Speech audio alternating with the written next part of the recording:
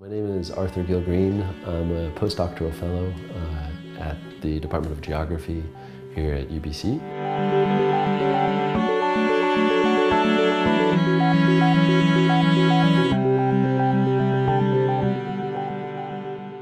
When I started teaching in 2010, my first semester, I was finishing a course in Introduction to Human Geography, and I noticed there was 4 of my students in the back of the class taking pictures.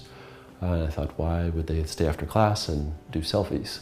So I walked to the back of the class, and it turned out they were taking pictures of the actual textbook. At that time, it was really hard to find anything in geography, so I really struggled.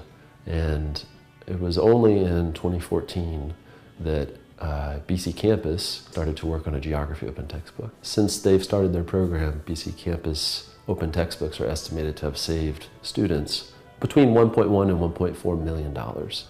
I feel like my work with them is encouraging responsible pedagogy. It's encouraging adoption of open education principles and resources.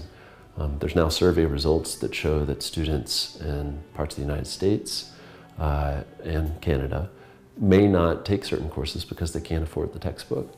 So if textbooks and other proprietary resources are hindering learning, then we're not being responsible in how we choose the textbooks and how we choose what students should read. And I think most of the open education resources literature has been focused on the economic benefits for students. And I think one part of the equation that hasn't been focused on enough yet, and what I want to focus on in BC Campus, is the idea that adopting open education resources changes pedagogy. We're no longer relying on the textbook that's been approved and reiterated through 9 editions with minor so-called improvements.